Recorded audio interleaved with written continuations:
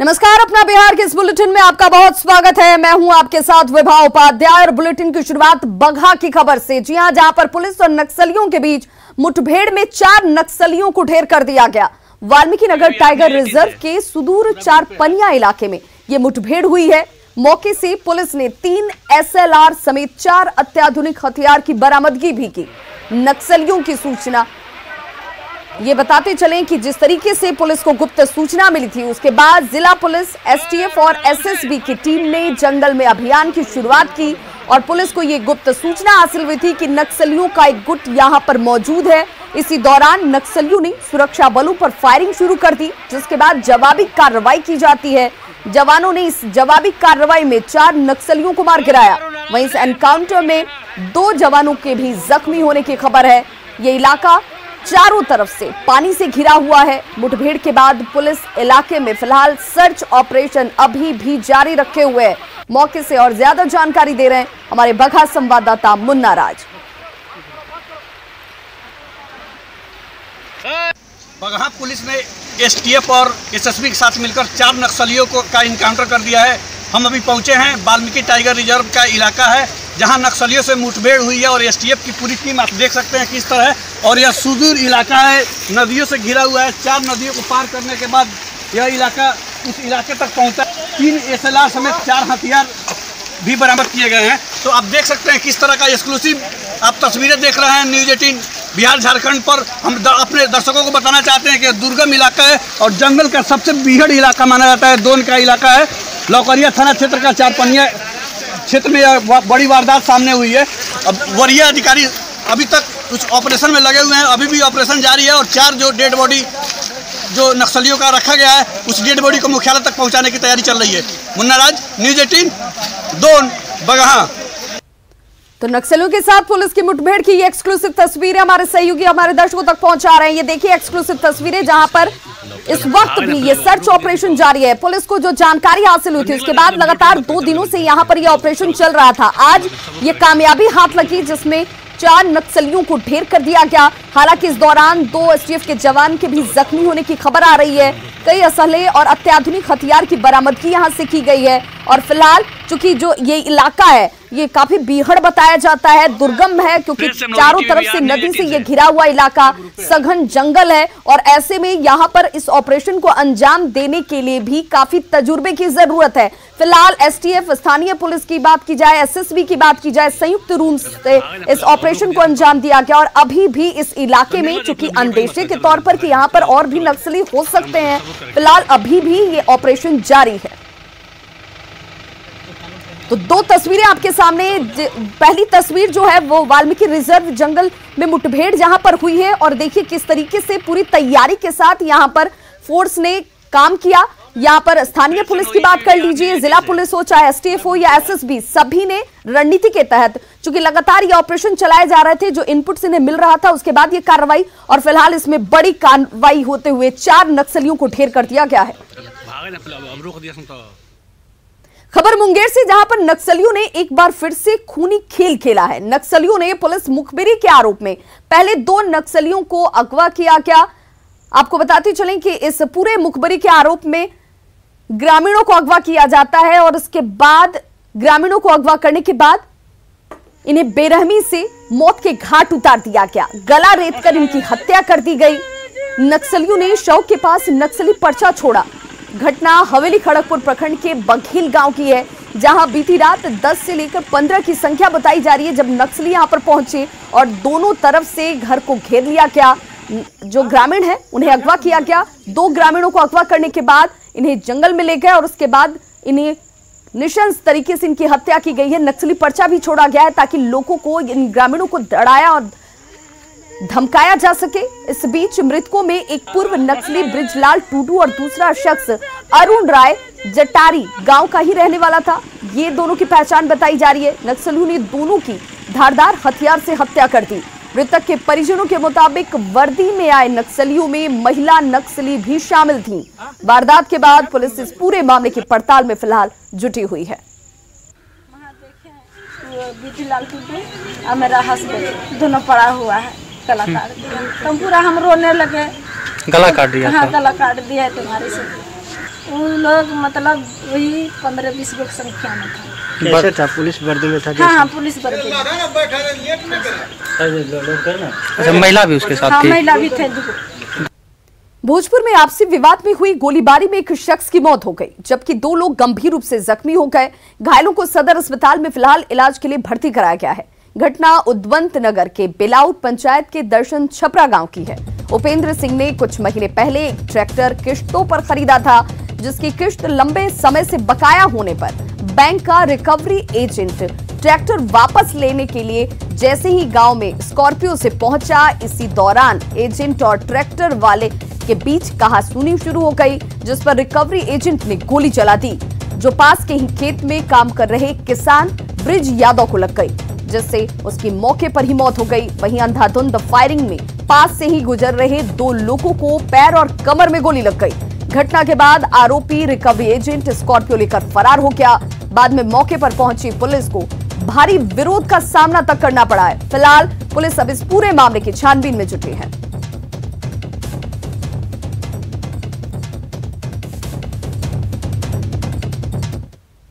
Corona के बढ़ते कहर को देखते हुए आज से पटना में लॉकडाउन शुरू हो चुका है। जहां लोगों के बेवजह घूमने पर पाबंदी है, वहीं सरकारी दफ्तरों में भी सख्ती बढ़ती जा रही है। बिना पास वाले लोगों को अंदर जाने पर पूरी तरह से मनाही है, रोक लगाई गई है। जो काम करने वाले कर्मचारी हैं, सिर्फ वो पास दिखाकर अंदर जा सकते हैं। मास्क के बिना किसी को भी अंदर जाने की अनुमति नहीं है। न्यू सचिवालय विकास भवन, जहां पर सभी विभागों का कार्यालय है, वहां का जायजा लिया हमारे सहयोगी रवि एस नारायण ने। आज से पटना में लॉकडाउन है और इस लॉकडाउन में कई परिवर्तन किए गए हैं। सीमित साधनों में गाड़ियां चल रही हैं। लोगों जो है सरकारी, अगर बात करें कर्मचारियों की, तभी देखिए सचिवालय का हाल हम अभी दिखा रहे हैं, यहाँ विकास भवन में है। और सबसे बड़ा जो निर्देश दिया गया है कि जो लोगों के पास है, सिर्फ पास वाले ही यहाँ से जा सकते हैं। तो हर लोगों को जिनके पास है वो अपने पास दिखा करके यहाँ पे जा रहे हैं। जिनके पास पास नहीं है उसे जाने की इजाज़त नहीं है। यहाँ पे थर्मल चेकिंग सारे लोगों को हो रही है। जिस ढंग से पटना में लगातार कोरोना का प्रभाव बढ़ा है, उसे देखते हुए यहाँ पे एक सख्ती बरती जा रही है। सारे लोगों से यहाँ पे देखिए पास देखा जा रहा है और ये सख्ती जो है वो सचिवालय में है। ये एक व्यवस्था के तहत जो है किया जा रहा है कि ताकि लोग सुरक्षित रहें। यहाँ पे जो अधिकारी है, क्या सर यहाँ पे क्या क्या दिशा निर्देश आप लोगों को मिला है? सोशल डिस्टेंस में हम लोग ड्यूटी कर रहे हैं और बिना पास का हम लोग का एंट्री नहीं दे रहे हैं अंदर। और तो मास्क जरूरी है? मास्क तो लगाए हुए हैं। मतलब जो लोग जा रहे हैं उनके पास मास्क जरूरी है? सबका हाँ, मास्क जरूरी है। बिना मास्क के जो है हम लोग अंदर भी हिलने नहीं देते हैं। बिना पास का इजाज़त नहीं है। ये देखिए यहाँ पे वो सख्ती बढ़ती जा रही है ताकि जो विभाग है वो सुरक्षित रह सके। बिना पास वाले को बिल्कुल इजाज़त नहीं दी जा रही है। कैमरा पर्सन अजय दुबे के साथ रवि एस नारायण, न्यूज़ 18 पटना। तो देखिए, पटना में 7 दिनों के लॉकडाउन के बाद दानापुर रेल मंडल कार्यालय भी आज से अगले 7 दिनों के लिए बंद कर दिया गया है। हालांकि रेल यातायात से जुड़े कार्यालयों से जुड़े कामकाज को बहाल रखा गया है। इधर इस बीच आज से डीआरएम दानापुर मंडल के कार्यालय में सैनिटाइजेशन का काम शुरू कर दिया गया है, जो कि 3 दिनों तक चलेगा। जायजा लिया हमारे सहयोगी अमित कुमार ने। कोरोना काल के दौरान आज से एक बार फिर से बिहार के वैसे तो 11 जिलों में जो है वो लॉकडाउन जो है लागू किया गया है, जिसमें से एक पटना भी है। और पटना में जो लॉकडाउन लागू हुआ है उसके बाद डीआरएम ऑफिस जो है वहाँ पे भी बंद है। हालांकि कुछ कार्यालय जो है वो सुचारू तरीके से बहाल है वहाँ कामकाज। ये कंट्रोल पैनल रूम है और आप देख सकते हैं कि यहाँ पे जो है लगातार सैनिटाइजेशन का जो काम है वो यहाँ पे किया जा रहा है। आप देख सकते हैं कि यहाँ जो दानापुर मंडल में चलने वाली जो गाड़ियाँ होती है, जो गुजरने वाली गाड़ियाँ होती है, उसकी पूरी कमांडिंग इसी कार्यालय से होती है। और यहाँ पे देख सकते हैं कि बख्तियारपुर, बिहटा, तिलैया, फतवा, इस्लामपुर, बिहार शरीफ, दनियामा, फुलवारी शरीफ, दानापुर, पाटलिपुत्रा, ये तमाम जो स्टेशन हैं उसका पैनल यहाँ पे है। यहाँ से कंट्रोलिंग होती है और यहाँ पे जो है सैनिटाइजेशन का काम चल रहा है। दूसरी तरफ आपको दिखाना चाहेंगे, ये सभा कक्ष है। दूसरे जो अधिकारी हैं, कर्मचारी जो हैं रेलवे के, वो अपनी ड्यूटी पे तैनात हैं। हालांकि जो मुख्य कार्यालय है दानापुर मंडल का, डीआरएम ऑफिस जो है, वो पूरी तरह से वहाँ पे कामकाज जो है रोक दिया गया है। तो कह सकते हैं कि एक तरफ जो है वो रेलवे के जो अधिकारी हैं, कर्मचारी हैं, वो अपने कामकाज में लगातार लगे हुए हैं, जो सुरक्षाकर्मी हैं वो तैनात हैं, मुस्तैद हैं, और जो सफाई कर्मी हैं जिनके ज़िम्मे जो है तमाम कार्यालय को साफ़ सुथरा रखना है, सैनिटाइज करके रखना है, सुरक्षित लोगों को रखना है, तो वो अपने काम में यहाँ पे लगे हुए हैं। तो यहाँ पे रेलवे के एक अधिकारी भी हैं, एसपी श्रीवास्तव, इनसे भी हम बात करते हैं, जानते हैं। सर, ये बताइएगा कि सैनिटाइजेशन का काम जो है वो पूरे तौर पर चलेगा? आज से ये काम शुरू हुआ है, कहा जा रहा है 7 दिनों तक चलेगा। ये जो 7 दिन का जो लॉकडाउन हुआ है, तो उसके तहत हमारे माननीय डीआरएम साहब का निर्देश हुआ है कि पूरी डीआरएम बिल्डिंग को कंटिन्यूअस 3 दिन तक लगातार सैनिटाइज करने के लिए प्लान किया गया है। तो उसी के तहत आज पहला दिन है और हम लोग पूरे अपना डीआरएम बिल्डिंग का ये कंट्रोल रूम है, इसके अलावा ग्राउंड फ्लोर पे जितने भी कॉरिडोर हैं, चेंबर हैं, ऑफिस हैं, सभी जगहों पर हम लोग इसको सैनिटाइज करने के लिए कर रहे हैं और ऊपर का फ्लोर भी हम लोग करेंगे। इस तरह से ये 3 दिन लगातार ये हमारे यहाँ से ड्राइव चलेगा और हम लोग अपने जो कर्मचारी जो कंट्रोल में कार्यरत हैं, इनकी पूरी सुरक्षा के लिए मंडल रेल प्रबंधक महोदय के निर्देशानुसार हम लोग इसको ड्राइव के तौर पर लेकर इसको कर रहे हैं। और ये कवायद सिर्फ इसलिए है ताकि लोगों को कोरोना से बचाया जा सके। लोग भी जो हैं वो अवेयर हैं, जैसा कि रेलवे के अधिकारी ने बताया है कि जो दिशा निर्देश डीआरएम ने जारी किया है उसका अनुपालन यहाँ के तमाम कर्मचारी कर रहे हैं। कैमरा पर्सन नीलमणि के साथ अमित कुमार, न्यूज़ 18 पटना। तो पटना जिले में आज से 7 दिनों का लॉकडाउन शुरू हो चुका है और आज पहले दिन इसका नजारा भी पटना की सड़कों पर साफ नजर आ रहा है, जहां सड़कों पर सन्नाटा छाया हुआ है, दुकानें बंद हैं और लोग घरों से निकलने से परहेज कर रहे हैं। और जो लोग किसी काम से आवश्यक तौर पर बाहर निकल भी रहे हैं, उनसे पुलिस काफी सख्ती से पूछताछ कर रही है। वहीं बेवजह निकलने वालों से फाइन भी वसूला जा रहा है।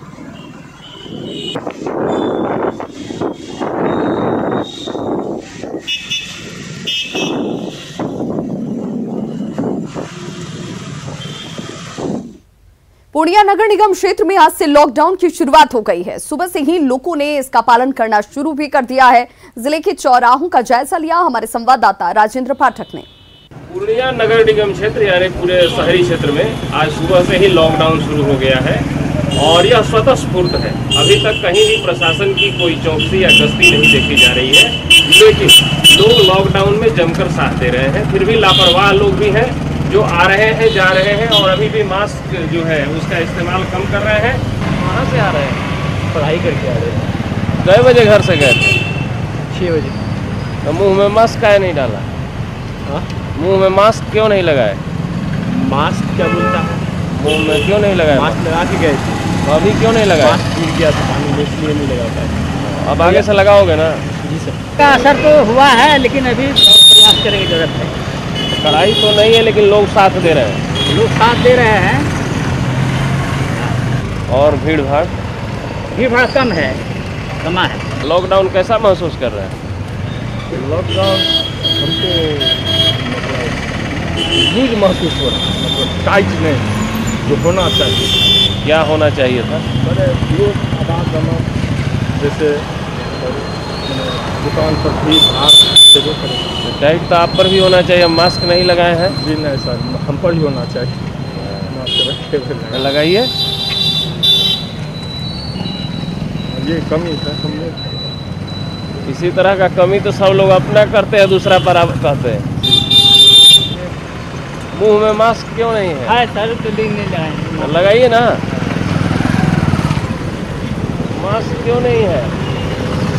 भूल गए। भूल गए। आजो भूल गए थे। आगे से नहीं ना भूलिएगा। फिलहाल जो लॉकडाउन का असर दिख रहा है वह स्वतःस्फूर्त है और बिना किसी दबाव के बीच लोग लॉकडाउन के अनुशासन को मान रहे हैं। कैमरामैन मनोज के साथ राजेंद्र पाठक, न्यूज़ 18। तो देखिए, सुपौल में भी बढ़ते कोरोना के संक्रमण की वजह से इसकी संख्या लगातार बढ़ रही है। इस वजह से 3 दिनों का लॉकडाउन जारी है और जिला प्रशासन ने कुछ वार्डों में रैंडम टेस्ट कराया तो एक ही वार्ड से 13 कोरोना पॉजिटिव मरीज सामने आए हैं, जिसके बाद डीएम ने सुपौल नगर परिषद क्षेत्र में 3 दिनों के लॉकडाउन की घोषणा कर दी, लेकिन लोगों की लापरवाही अब भी सामने आ रही है।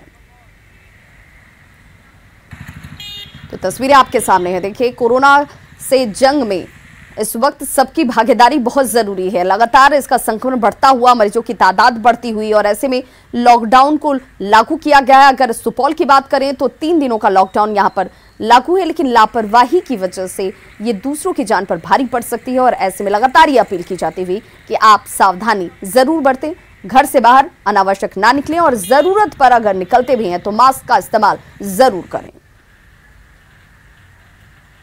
फिलहाल सुपौल की ये तस्वीरें जहां पर आवाजाही कम नजर आ रही है लोगों की लॉकडाउन के दौरान।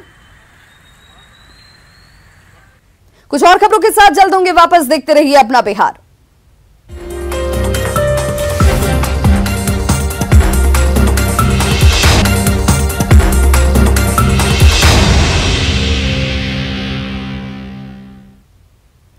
और बिहार में बाढ़ का खतरा बढ़ गया है। जी हां, सुपौल कोसी के जलस्तर में रिकॉर्ड वृद्धि दर्ज की जा रही है। नेपाल की तराई क्षेत्रों में बारिश का यह असर है, जिस वजह से लगातार जलस्तर बढ़ता हुआ कोसी के जलस्तर में रिकॉर्ड वृद्धि दर्ज की गई है। नेपाल के तराई क्षेत्रों में बारिश का असर, कोसी बराज से 2.22 लाख क्यूसेक पानी डिस्चार्ज किया गया है। बराज क्षेत्र में 1.88 लाख क्यूसेक पानी डिस्चार्ज हुआ है। दोनों जगहों पर अब तेजी से जलस्तर बढ़ रहा है। तटबंध के भीतर रहने वाले लोगों की इस वजह से चिंता बढ़ गई है।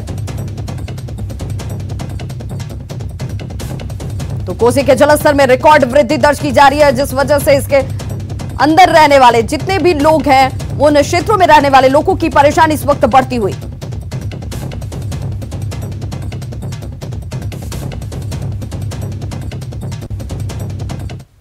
नेपाल के तराई क्षेत्र और उत्तर बिहार में कल से हो रही बारिश से नदियों के जलस्तर में तेजी से बढ़ोतरी हो रही है। मुजफ्फरपुर में बागमती और गंडक नदी खतरे के निशान के करीब पहुंच चुकी है, जबकि बूढ़ी गंडक नदी शहर से सटे सिकंदरपुर में खतरे के निशान से करीब 2.5 मीटर नीचे बह रही है। नदी के जलस्तर में बढ़ोतरी होने से निचले इलाकों में पानी फैलने लगा है। बांध के भीतर बसी आबादी को नदियों के जलस्तर के बढ़ने से फिलहाल सबसे ज्यादा खतरा है। जिले के कटरा और औराई इलाकों में बाढ़ के संभावित खतरे को देखते हुए एनडीआरएफ और एसडीआरएफ की तैनाती कर दी गई है। आज सुबह वाल्मीकिनगर बैराज से 1,21,500 क्यूसेक पानी गंडक नदी में छोड़ा गया, जो इस साल का सबसे अधिक वाटर डिस्चार्ज है।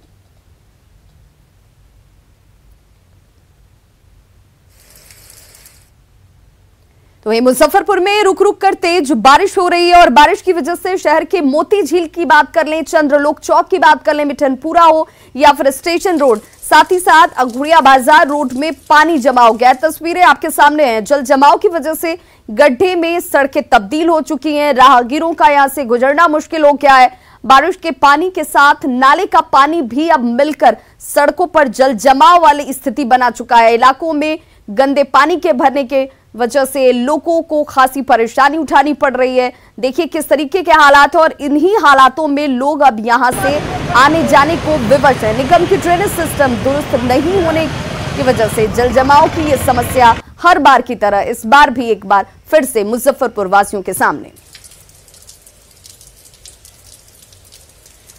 तो ये नगर विकास मंत्री के शहर का हाल देखिए, ये बताने के लिए काफी है कि क्या स्थिति इस वक्त है। जब लंबे चौड़े दावे किए जाते हैं, ड्रेनेज सिस्टम को लेकर के बात कर लीजिए या फिर इन तमाम स्तरों पर पूरे प्रदेश के स्तर पर क्या इंतजाम है, उसकी एक छोटी सी बानगी देखिए कि अगर इन हालातों में जहां से खुद नगर विकास मंत्री आते हैं वहां पर ये स्थिति है, वहां के लोगों को इन नारकीय स्थितियों में रहने के लिए अगर विवश होना पड़ रहा है, तो आप अंदाजा लगाइए कि बाकी दूसरी जगहों पर स्थिति कैसी होगी। कई मोहल्लों में जल जमाव की स्थिति हर साल की तरह एक बार इस बार भी। तो देखिए गाड़ी जो यहां से गुजर रही है, मजबूरी है लोगों की आवाजाही करनी है और ऐसे में इन हालातों में ही रहने के लिए लोग विवश हैं। खबरों का सिलसिला लगातार जारी, आप देखते रहिए न्यूज़ 18 बिहार झारखंड।